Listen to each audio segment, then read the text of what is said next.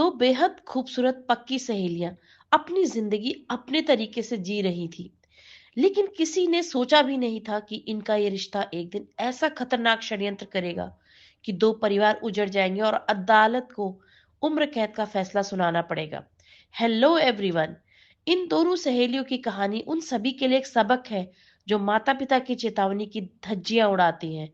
तो चलिए शुरू करते हैं इन दो खूबसूरत लेकिन बद दिमाग सहेलियों की क्रूरता की कहानी। 28 मई 2015 को मेरठ की जिला अदालत में जिला जज आर के गौतम बैठे हुए थे। सामने कटघरे में मिस मेरठ प्रियंका और उसकी खास सहेली अंजू खड़ी थी। अदालत का कमरा खचाखच भरा हुआ था। 7 साल चले इस केस का आज फैसला होना था। बाहर भी print media, electronic media, cameraman और अन्य लोग बेसब्री से फैसले का इंतजार कर रहे थे। असल में उस दिन रिश्तों का खून करने वाली दो सहेलियों के भाग्य का फैसला होना था। न्यायाधीश रामकृष्ण गौतम आए और उन्होंने इस जघन्य अपराध की सजा इन दोनों लड़कियों को दी। जज साहब ने इनको उम्र कैद की सजा दी। अदालत के इस फैसले से हलचल मच गई। दोनों सहेलियों को फौरन पुलिस ने अपनी कस्टडी में ले लिया। इन दोनों के चेहरे से मासूमियत का मुखौटा उतर गया था। वहां उपस्थित लोगों के दिलों में इनके लिए कोई दया भाव नहीं था, उनके इस जघन्य अपराध के कारण। इस कहानी की शुरुआत 11 नवंबर 2008 में मेरठ की एक पॉश कॉलोनी प्रेम प्रयाग में हुई। मॉर्निंग वॉक पर निकली मंजू ने देखा कि उसकी बहन की कोठी नंबर 48 के बाहर एक बड़ा सा ताला लटका हुआ है। इसी कोठी में संतोष अपने सेवानिवृत्त इंजीनियर पति के साथ रहती थी। मंजू अपने घर आई और जानना चाहती थी कि अचानक उनकी बहन सुबह सुबह कहाँ चली गई। मंजू ने यह बात अपने पति पदम सिंह को बताई। अब पदम सिंह ने संतोष के घर लैंडलाइन पर फोन किया तो फोन डेड था। मंजू को आश्चर्य हुआ कि उनकी बहन पिछली रात को कोठी पर ही थी, तो अचानक कहाँ चली गई, और वो भी सपरिवार। इस परिवार में बड़ी बेटी सोनिया, छोटा बेटा गौरव और सबसे छोटी बेटी प्रियंका थी। प्रियंका के पिता एक व्यवहार कुशल मिलनसार व्यक्ति थे और उनकी समाज में काफी अच्छी इज्जत थी। सबसे बड़ी बेटी का विवाह हो चुका था। छोटी बेटी प्रियंका खूबसूरती और आत्मविश्वास का ऐसा मेल था कि जिसने भी उसे देखा देखता ही रह गया। साल 2005 में मेरठ में एक ब्यूटी कॉन्टेस्ट में प्रियंका भी शामिल हुई थी। फाइनल में उसके जवाब ने जजेस का दिल जीत लिया था। जब उससे पूछा गया कि कॉन्टेस्ट जीतने के बाद वह क्या करना चाहेगी, उसका जवाब था वह अपनी मां को सबसे पहले याद करेगी। इतना सुंदर जवाब देने वाली प्रियंका ने आखिर कैसे इतनी खौफनाक वारदात की। प्रियंका ने ग्रेजुएशन कर लिया था और वह दिल्ली के लाजपत नगर से फैशन डिजाइनिंग का कोर्स कर रही थी और वहीं हॉस्टल में रहती थी। इस घर का बेटा गौरव एक प्राइवेट कंपनी में इंजीनियर के पद पर कार्यरत था तथा वह हैदराबाद में रहता था। मंजू और उनके पति थोड़े आशंकित हो गए कि आखिर फोन क्यों बंद था। शाम तक सब कुछ ठीक ठाक था। अब परिवार कहाँ चला गया। प्रियंका के मौसाजी पदम सिंह कुछ लोगों को लेकर उनकी कोठी पर आए। वह जानना चाहते थे आखिर फोन क्यों बंद है और कोठी में ताला क्यों लगा है।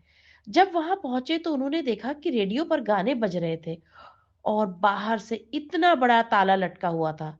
इस परिवार का एक पालतू कुत्ता भी था जो दिखाई नहीं दे रहा था। क्योंकि दोनों बहनें एक ही कॉलोनी में रहती थी, इसलिए संतोष और उनके पति मतलब प्रियंका के मम्मी पापा कहीं भी जाते थे तो अपनी बहन मंजू को जरूर बताकर जाते थे। पदम सिंह ने इस एरिया के पुलिस स्टेशन में यह सूचना दी और सूचना मिलते ही थाना प्रभारी रवि कौल वहां पहुंच जाते हैं। पुलिस ने मुख्य दरवाजा तोड़ा और कोठी के अंदर दाखिल हुए। अंदर का नजारा और भी चौंकाने वाला था। हर कमरे के बाहर एक ताला लगा हुआ था। यह देखकर सभी डर गए। एक खिड़की का पर्दा थोड़ा सा हटा हुआ था।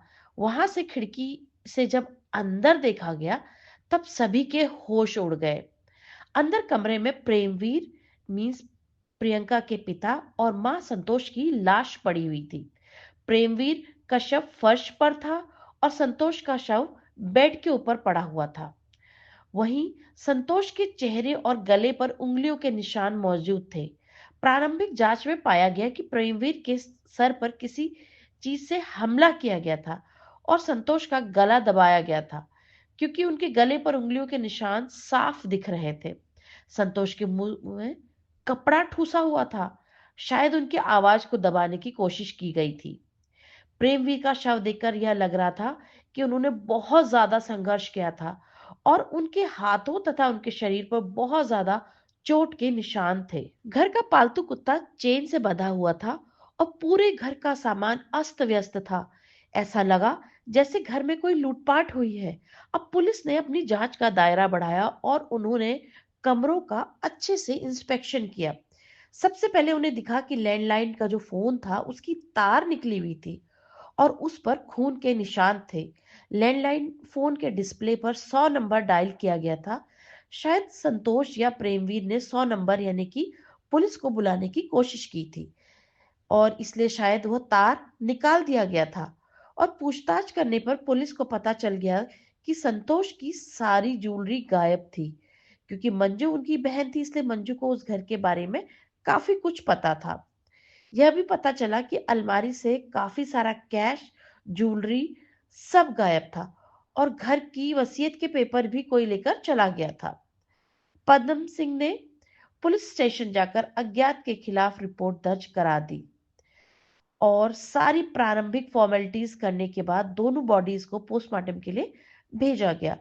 पोस्टमार्टम रिपोर्ट जल्दी आ गई और उसे पता चला कि दोनों की मौत दम घुटने से हुई।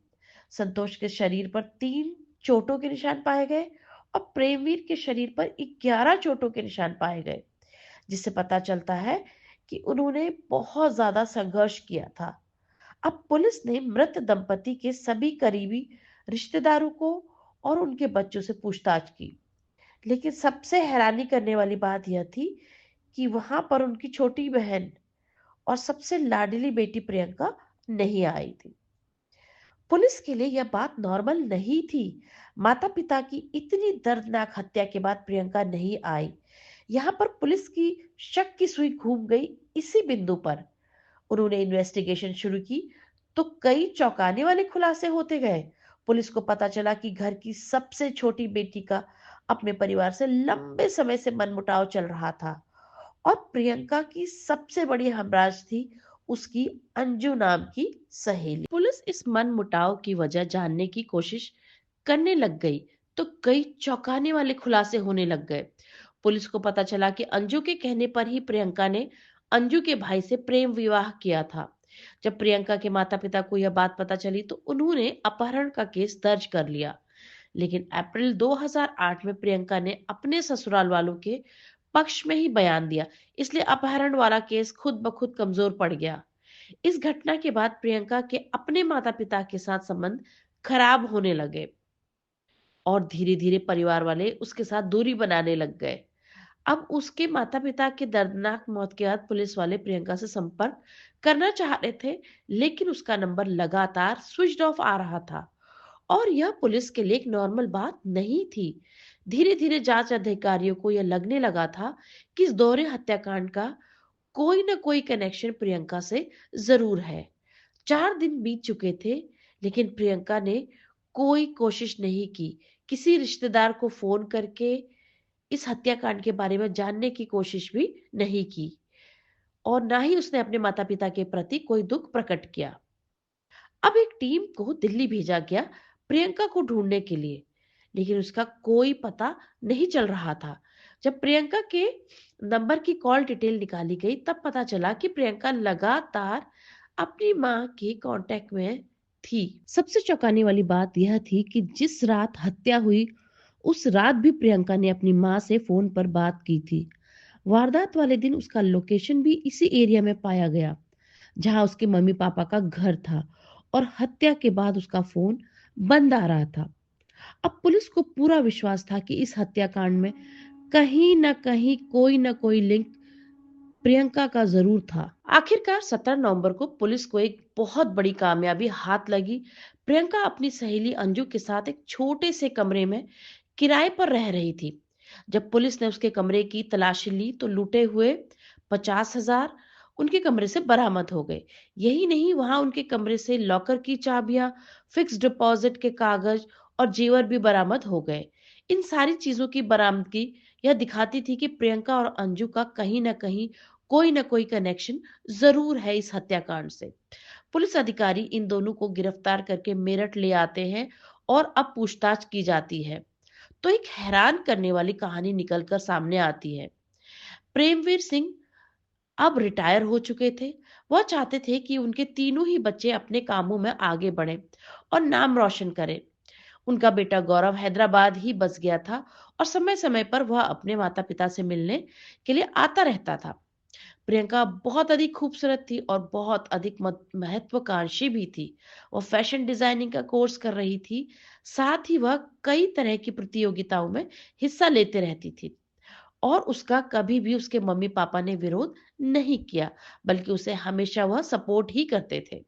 सन 2002 में प्रियंका ने फैशन डिजाइनिंग में डिप्लोमा किया और 2005 में वह एक ब्यूटी कॉन्टेस्ट में हिस्सा लेती है। वहां पर वह इस ब्यूटी कॉन्टेस्ट को जीत जाती है और बन जाती है मिस मेरठ। और मिस मेरठ बनते ही प्रियंका का रहन सहन, सोचने का तरीका, हर चीज बदलने लगा। लेकिन उसके माता पिता ने कभी कोई विरोध नहीं किया। प्रियंका का दायरा भी अब बढ़ने लग गया था। उसके नए दोस्त बनते गए। वह ज्यादा से ज्यादा समय अपने दोस्तों के साथ व्यतीत करती। वह सफलता की सीढ़ियां चढ़ती जा रही थी, लेकिन लग रहा था जैसे वो बेकाबू उड़ान भर रही थी। उसकी प्राथमिकता अब स्टाइलिश जिंदगी और दिखावा था। धीरे-धीरे उसकी जिंदगी बन गई थी सिर्फ दिखावा, घूमना फिरना और आजादी।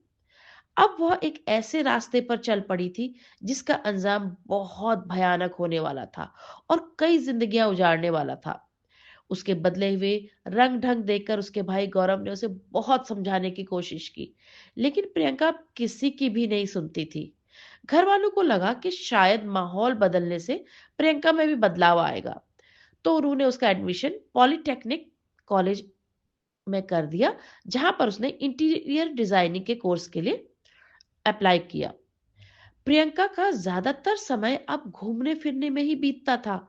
उसकी दोस्ती अब एक ऐसी लड़की से हो गई थी जो उसे पूरी तरह से कंट्रोल कर रही थी, और वह लड़की थी अंजू।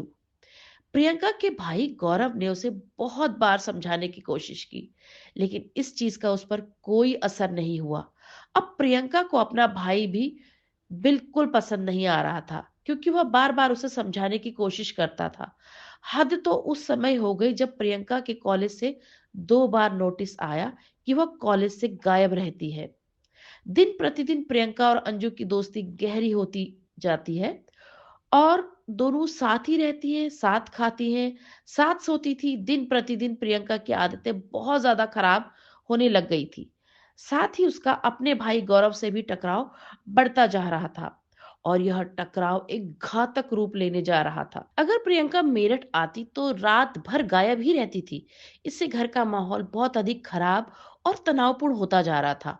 प्रियंका को घर वालों की टोका टाकी बिल्कुल भी पसंद नहीं आ रही थी। उसके माता-पिता भी उसे समझाने की कोशिश कर रहे थे। उसे लगता था कि यह उसकी आज़ादी पर पहरा लगा रहे हैं। प्रियंका की दोस्त अंजू बहुत तेज तर्रार और दबंग स्वभाव की लड़की थी। धीरे-धीरे अंजू ने पूरी तरीके से प्रियंका के दिमाग पर काबू पा लिया। घर वालों को पूरा यकीन हो गया था कि प्रियंका के बिगड़ने के पीछे अंजू का ही हाथ था। उन्होंने प्रियंका को फिर से समझाने की कोशिश की। प्रियंका ने कह दिया था कि वो सब कुछ छोड़ सकती है, लेकिन अंजू को नहीं। एक बार प्रियंका के पिताजी की तबीयत खराब हुई तो गौरव ने उसे मेरठ बुलाया और वह खुद भी हैदराबाद से मेरठ आया, लेकिन प्रियंका अंजू को लेकर आ गई। दोनों भाई बहनों में काफी टकराव हुआ। गौरव प्रियंका की बदजुबानी और जिद के आगे हार गया और वो बहुत परेशान हुआ। उसने उसको हिदायत दी कि वह अंजू का साथ छोड़ दे। प्रियंका ने इस बात से साफ इनकार कर दिया। गुस्से में आकर गौरव ने दोनों को घर से बाहर निकाल दिया। असल में अंजू और प्रियंका का रिश्ता अब साधारण दोस्ती वाला रिश्ता नहीं था। वो एक दूसरे के बिना जीने की कल्पना भी नहीं कर सकती थी।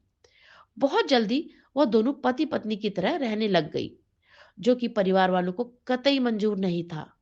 दोनों को समझ आ गया था कि यह रिश्ता परिवार और समाज को बिल्कुल भी मंजूर नहीं होगा। अब अंजू के शैतानी दिमाग ने प्रियंका को हमेशा अपने साथ रखने के लिए एक शातिर योजना बनाई। 2008 अप्रैल के पहले हफ्ते अंजू ने अपनी शैतानी योजना पर काम करना भी शुरू कर दिया। वो प्रियंका को लेकर अपने गांव आ गई। उसने अपने सगे भाई से कहा कि प्रियंका उससे बहुत ज्यादा प्यार करती है और उससे शादी करना चाहती है। अंजू के इस नापाक प्लान का हिस्सा प्रियंका भी बनी। उसने भी यजेंद्र, जो कि अंजू का छोटा भाई था, उसे यकीन दिला दिया कि वह उससे प्यार करती है और शादी करना चाहती है। जल्दी ही अंजू ने अपने भाई की शादी आर्य समाज मंदिर में प्रियंका से करवा दी। यजेंद्र को समझ ही नहीं आया कि क्यों इतनी बुरी तरीके से अपनी ही की बहन के द्वारा वह फंसाया गया है। यजेंद्र को पता ही नहीं चला कि किस तरीके से उसको इस्तेमाल किया जा रहा है। प्रियंका एक नाम मात्र की पत्नी बनी। उसने अपना कोई भी कर्तव्य नहीं निभाया।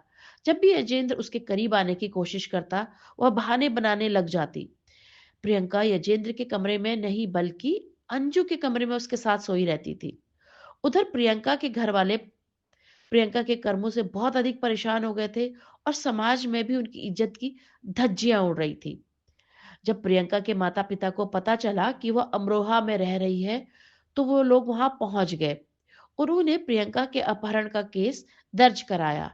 लेकिन प्रियंका ने यहां पर अंजू का साथ दिया, ना कि अपने माता पिता का। इन दोनों ने अब प्रियंका से सचमुच में रिश्ता तोड़ लिया। इधर यजेंद्र ने भी प्रियंका और अंजू के रिश्ते का विरोध करना शुरू कर दिया था। वह चाहता था कि प्रियंका उसकी पत्नी बनकर उसके साथ रहे।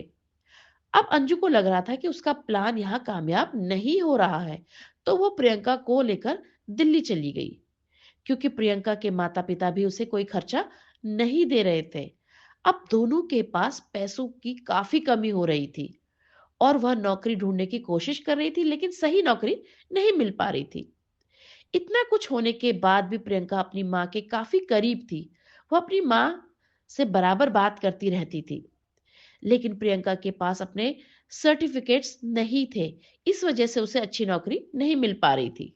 और फाइनली इन दोनों ने डिसाइड किया कि मेरठ में ही दीपनगर के पास रहेंगे और एक बहुत ही सस्ता सा इन्होंने कमरा भी ले लिया। इधर प्रियंका के पिताजी ने समझ लिया था कि उनकी विद्रोही बेटी कभी सही रास्ते पर नहीं आएगी, तो उन्होंने अपनी सारी प्रॉपर्टी का हिस्सेदार उन्होंने अपनी बड़ी बेटी और बेटे गौरव को बना दिया था। प्रियंका को उसमें कोई भी हिस्सा नहीं दिया गया था। उनका यह फैसला एक भयानक साजिश की नींव डाल रहा था। लेकिन संतोष एक माँ थी। वो अपनी बेटी को चोरी छुपे फोन करके समझाने की कोशिश करती रहती थी। वह चाहती थी उनकी बेटी सही रास्ते पर आ जाए। वह जानती थी उनकी बेटी के दिमाग में अंजू जहर घोल रही है। बिना पैसों की जिंदगी कटती नहीं। यह बात अंजू और प्रियंका को बहुत अच्छे से समझ आ रही थी। प्रियंका नौकरी करना चाहती थी, लेकिन उसके पास उसके सर्टिफिकेट्स नहीं थे। उसके सारे सर्टिफिकेट्स उसके पिताजी के पास थे। और तभी प्रियंका को पता चलता है कि उसके पिताजी ने प्रॉपर्टी से उसको बेदखल कर दिया है। अब उसे समझ आया कि घर से ना तो प्यार मिलेगा और ना ही संपत्ति में कोई हिस्सा। उसके मन में घर परिवार के लिए नफरत भर गई। अब उसने फैसला किया कि वह अपने पिता के पास जाकर अपने सर्टिफिकेट्स लेकर आएगी। 10 नवंबर की रात करीब 9 बजे प्रियंका और अंजू रिक्शा लेकर अपने पिता के घर आते हैं। दरवाजा संतोष ने खोला, लेकिन अपनी बेटी को देखकर उन्हें बहुत गुस्सा आया। असल में उन्हें गुस्सा इस बात पे आया कि अंजू भी साथ में थी। ये प्रियंका की सबसे बड़ी गलती है कि वो अंजू को उस दिन अपने घर लेकर गई। उसे पता था कि उसके माता पिता अंजू को बिल्कुल पसंद नहीं करते, फिर भी वो अंजू को लेकर गई। ड्राइंग रूम में बैठे हुए प्रियंका के पिता भी बाहर आए, तो वो भी प्रियंका को देखकर आग बबूला हो गए और उन्होंने कह दिया कि अब उनका प्रियंका से कोई रिश्ता नहीं है, और वह बाहर टहलने चले गए। प्रियंका ने कहा कि वह अंदर बैठकर अपनी माँ से बात करना चाहती है और वह अंदर आ गई। यहाँ भी माँ बेटी में बहस होने लगी और यह बहस इतनी ज्यादा बढ़ गई कि प्रियंका ने अपनी माँ के मुंह पर थप्पड़ मार दिया। संतोष सहम गई और शोर मचाने की कोशिश करने लगी। प्रियंका गुस्से से उबल रही थी। परिवार की उपेक्षा, वसीयत से बेदखली और सर्टिफिकेट भी उसे लगता था कि अब उसे नहीं मिलेंगे, और उसने अपनी माँ का गला दबा दिया।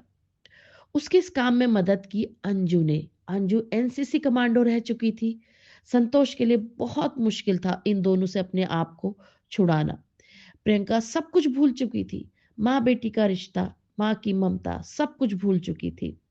उन दोनों ने इतनी जोर से संतोष का गला दबाया कि संतोष की नाक से खून निकलने लग गया था। अंजू ने संतोष के मुंह में कपड़ा ठूस दिया था। ताकि वह चिल्ला ना सके। प्रियंका को सबसे बड़ा डर था कि उसके पिता किसी भी वक्त घर लौट सकते हैं। और तभी प्रेमवीर घर आ गए। अंजू ने प्रियंका से कहा कि वह दरवाजा खोले और वह हमले के लिए तैयार थी। जैसे ही प्रेमवीर अंदर आए, अंजू ने इतनी जोर से लात मारी कि वह जमीन में गिर पड़े। प्रियंका आज पिता और पुत्री का रिश्ता भी भूल चुकी थी। प्रियंका के पिता अभी होश में थे। जब उन्होंने अपनी पत्नी की लाश को बेड पर पड़े हुए देखा, तो उन्होंने फोन करने की कोशिश की। उन्होंने शायद 100 नंबर डायल भी किया। तभी प्रियंका ने तार निकाल दी। अंजू किचन में गई और वहां से एक चाकू उठा के ले आई और उसने प्रेमवीर पर ताबड़तोड़ हमले करने शुरू कर दिए। प्रियंका के पिता ने दोनों के साथ खूब संघर्ष किया, इसलिए उनके शरीर पर 11 घाव भी लग गए। लेकिन बूढ़े हो चुके शरीर में अब इतनी जान नहीं थी कि वह इन दोनों से लड़ सके। अंजू लगातार चाकू से उन पर वार कर रही थी। उनके मुंह में भी प्रियंका ने कपड़ा ठूंस दिया। आखिरी में वह हार गए अपनी कलयुगी संतान से। इसके बाद प्रियंका ने अपने सर्टिफिकेट निकाल लिए। इन्होंने जितना भी कैश था, ज्वेलरी थी, सब कुछ निकाल लिया और दिखाने की कोशिश की कि घर में लूट हुई है। सामान भी बिखरा दिया, एफएम रेडियो चला दिया ताकि भ्रम बना रहे कि लोग घर में है। उसने अपनी माँ का फोन स्विच ऑफ करके अपने पास रख लिया। घर के सारे कागज भी अपने पास रख लिए और आंगन में बुलडॉग जो कि घूम रहा था, प्रियंका उसको वहां ले आई और बेडरूम में उसे भी बांध दिया। उस रात को दोनों इस घर में रुकी। कैसा खौफनाक मंजर रहा होगा। एक लड़की अपने माता पिता का कत्ल करके इस घर में चैन से सो गई और सुबह 5 बजे अंधेरे में ही घर में ताला लगाकर रिक्शा लेकर चली गई। प्रियंका ने अपनी माँ का मोबाइल ईंट से तोड़ दिया और दोनों का मकसद साफ था। सारे रुपए पैसे और एफडी जो कि प्रियंका के नाम पर थी, उन्हें कैश कराकर कहीं दूर चले जाना और चैन की जिंदगी बिताना। लेकिन इस दोहरे हत्याकांड ने पूरे मेरठ शहर में आग लगा दी। मेरठ शहर ही नहीं बल्कि पूरे हिंदुस्तान को हिलाकर रख दिया। सभी न्यूज चैनल, प्रिंट मीडिया में खबरें छाई हुई थी। लेकिन इतना बड़ा अपराध करने के बाद प्रियंका और अंजू डर के मारे घर से बाहर नहीं निकल पाई। प्रियंका ने अपना फोन भी बंद कर दिया और वह इंतजार कर रही थी कि माहौल ठंडा होने के बाद वह बाहर आएंगी। लेकिन जल्दी ही पुलिस ने उन्हें पकड़ लिया, क्योंकि अपराध ज्यादा देर छुपा ही नहीं छुपता। और एक लड़की जिसे चमकता हुआ सितारा बनना था, वह मिस मेरठ आजीवन कारावास की सजा पाकर आज जेल की सलाखों के पीछे है। उम्मीद है आपको यह कहानी बहुत अधिक पसंद आई होगी और इससे आपको बहुत कुछ सीखने को भी मिलेगा। धन्यवाद।